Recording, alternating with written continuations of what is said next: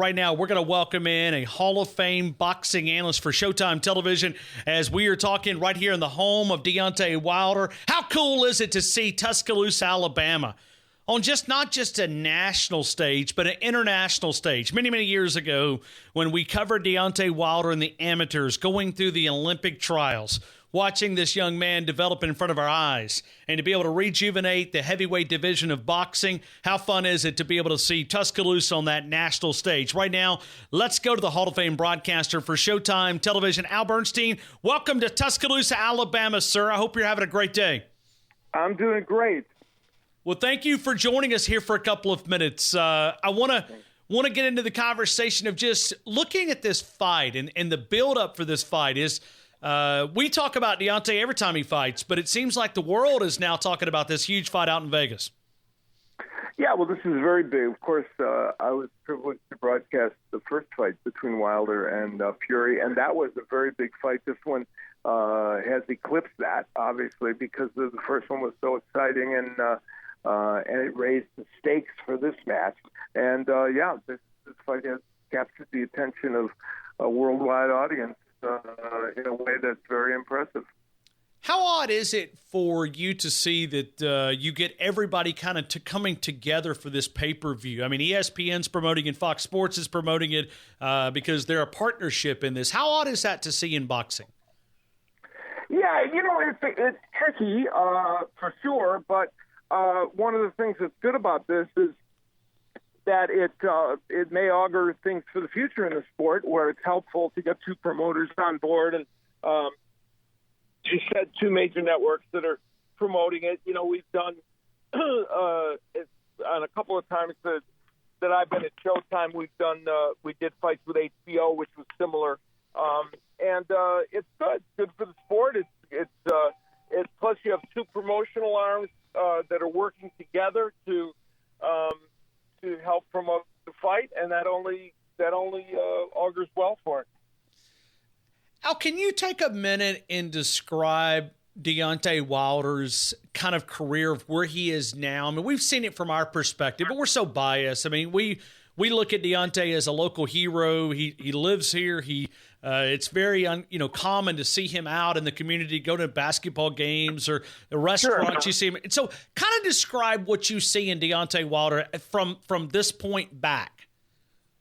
Yeah, the first part of, obviously, even leading up, even when he won the heavyweight title, boxing is more of a niche sport than it used to be. And so it took him a while, as it does every single champion, even champions that keep their title as he has, and champions that have produced explosive knockouts as he has.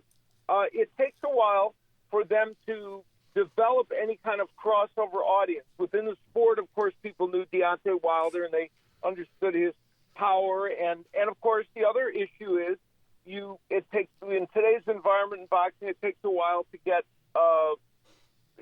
to create meaningful and important fights. And because the heavyweight division doesn't have a lot of depth, it's even more difficult in the heavyweight division. But he was able to do that. I think he crossed the threshold after the first Ortiz fight. That was one sign of him crossing a certain threshold. And then after that came the Fury fight, another notch. And now this fight, which has gained, as I said, universal appeal across the Atlantic. So it's been a process. But now he's at the point where obviously his stature in the sport and beyond to casual sports fans is substantial. Al Bernstein right now with us, the Hall of Fame boxing analyst for Showtime. And when you look at this fight, kind of give us your understanding of maybe scouting the two out and what you see in the Tyson Wilder fight number 2. Well, listen, this is the classic boxer-puncher matchup. And now that, I hate to reduce things to such simplistic terms, but in a large sense, that's what this is. Tyson Fury is very clever. Came back after a 2.5-year layoff in which he not only had drug problems but ballooned up in weight, and with only two small tune-up fights, was able to fight very effectively in his fight against Deontay Wilder. And so he showed us the kind of boxing skills that I had seen. I had done Fury's fights over in England. I did boxing for Channel 5, which is an over-the-air network there. And I had seen him in many of his fights leading up to him becoming a world champion. So I kind of understood how tricky he was to fight. And he showed all of that in the first fight. Deontay Wilder, you know very well, he's a fighter with ridiculously explosive power who only needs, his line, which I think is an apt line. You have to be perfect for 36 minutes against me. I only have to be perfect for a few seconds. Now, of course, he was able in that first fight, as we chronicled when we were announcing it, twice he got the job done and put Fury down, but didn't quite get the job done because Fury was astonishingly able to get up. So I think we're going to see much the same from both fighters. I do think that Deontay is going to try and have a slight uptick in the amount of volume that he does in this fight because clearly there were, he doesn't want to give away rounds in between. He hopes to get a knockout, certainly, and he would hope for knockdown or knockdowns. But if that's not a given, and so I think we will expect to see more double jabs from him, jabbing to the chest, trying to up his volume just a little bit so that he doesn't end up giving away rounds. And I think from Tyson Fury, we're going to see much the same as we saw in the first fight. He's going to try and use the 1-2 combination, which was effective for him. I think we're going to see him try to go to the body, as he did it in the first fight a little bit. I think he'll do it even more in this fight. And we'll see. We're going to see the boxer puncher in Tyson Fury. Do you pick a fight? I mean, do you pick a winner? I mean, is that something that you do? To me, it's listen, I think this is a toss-up fight. Obviously, folks down your way have, sure, strong rooting interest, and they're anxious to see Deontay win. And Deontay is a slight favorite in this fight. And more of the people that are predicting in this fight are predicting most of the, I would say a good 70%, that's just a guess, of the pundits that are picking seem to be leaning to Deontay to win by knockout. So more of the folks that cover boxing and boxers seem to be leaning to Deontay to win by knockout. So that's kind of where it's trending. But to me, it's a very close fight and a toss-up. I grew up in the 80s and 90s, and heavyweight division was so much fun to watch. I mean, we used to pay the money to watch Mike Tyson work for about a minute and a half, maybe 2 minutes, and it was just – is heavyweight boxing back? I mean, does this fight help us reestablish that division?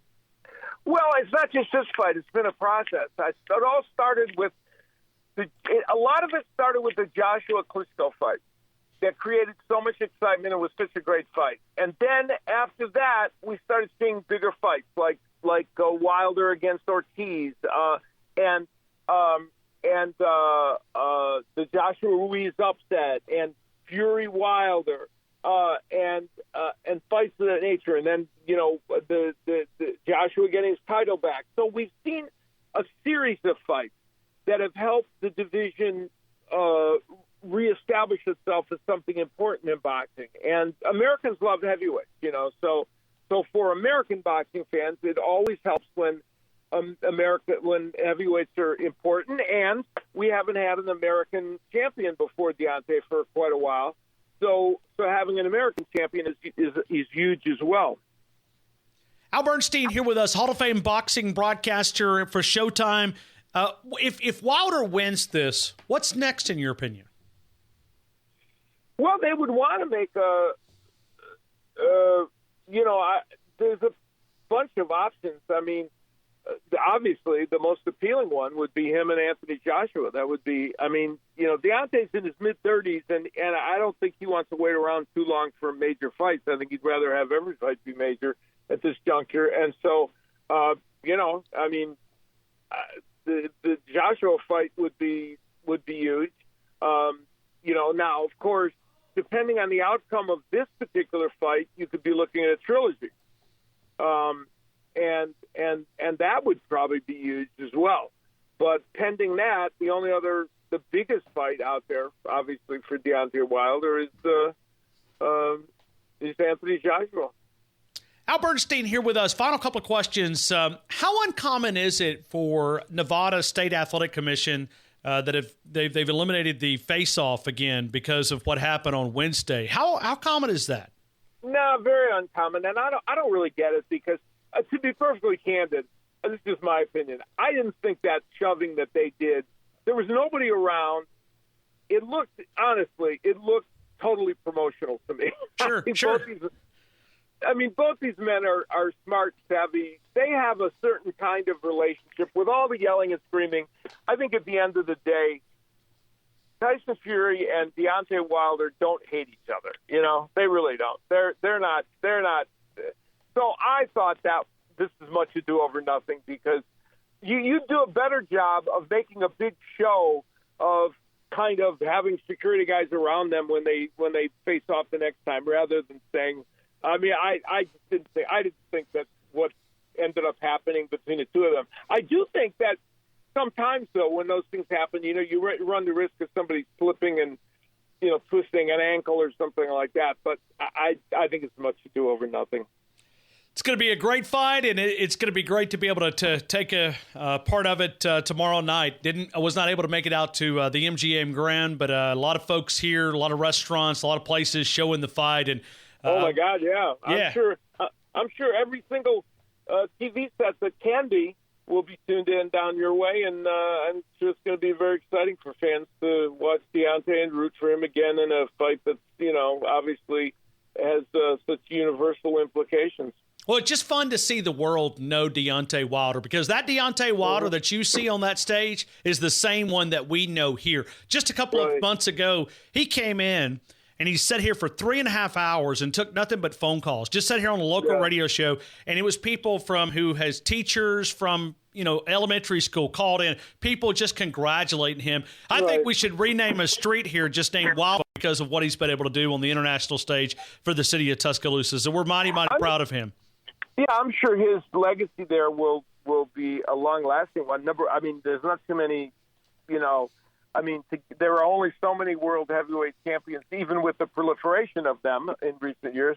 There's only so many people that can attain that, and not only did he become a heavyweight champion, but he's participated in major events and put a lot of attention.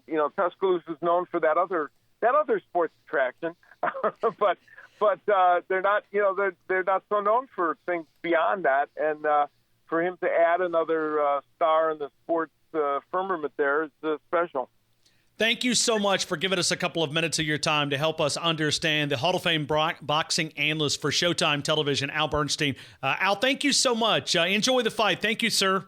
All right. Take care.